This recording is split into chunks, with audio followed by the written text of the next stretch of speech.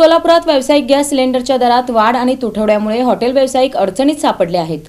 पैसे देऊनही गॅस मिळत नसल्याने गेल्या 2 महिन्यांपासून मोठी समस्या निर्माण झाली आहे।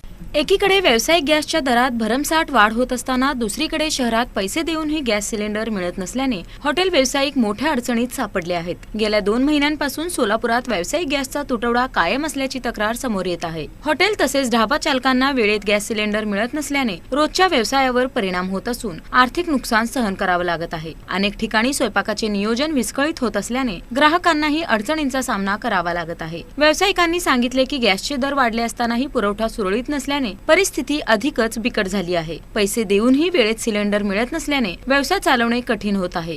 गेल्या 20 वर्षांमध्ये ही पहिलीच परिस्थिती आहे। युद्धजन्य परिस्थितीमुळे आता इथे गॅसची टंचाई वाढत आहे। आम्हाला जेव्हा फोन केला जातो किंवा विचारलं जातं व्यावसायिक गॅस पाहिजे आहे म्हटल्यानंतर तो हॉटेल आणि रेस्टॉरंटला असं उत्तर मिळतं की तुम्हाला 8 ते 10 दिवस थांबावं लागेल, आम्ही कॅश पैसे द्यायला तयार आहे। तरीही सुद्धा दरवाढ होऊन सुद्धा ही परिस्थिती ही बिकट होत चाललेली आहे।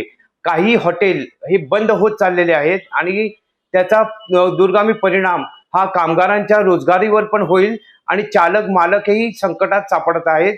त्याचप्रमाणे गॅसचे दरवाढ होऊन सुद्धा आम्ही पैसे द्यायला तयार नाही असं नाही आहे, पण पैसे देताना सुद्धा आम्हाला वेट करावं लागतं आणि त्याचा थेट परिणाम हा हॉटेल आणि रेस्टॉरंटच्या चालनावर पडत आहे आणि त्याचाच परिणाम पर्यटनावर पण पडत आहे। गॅस एजन्सीला फोन केला तर त्यांना 8 ते 10 दिवस हे वेट करायला सांगतायत आणि वेट करून सुद्धा आणि पैसे देऊन सुद्धा आम्हाला गॅस मिळत नाही आणि याचा परिणाम म्हणजे आमचे जे हॉटेल इंडस्ट्री आहे, रेस्टॉरंट इंडस्ट्री आहे ही ठप्प पडण्याच्या मार्गावर आहे आणि स्लो डाऊन झालेली आहे। याचा सरकारने पूर्ण विचार करावा आणि पर्यायी मार्ग किंवा एखादा चांगला मार्ग काढावा अशी मला आशा आहे।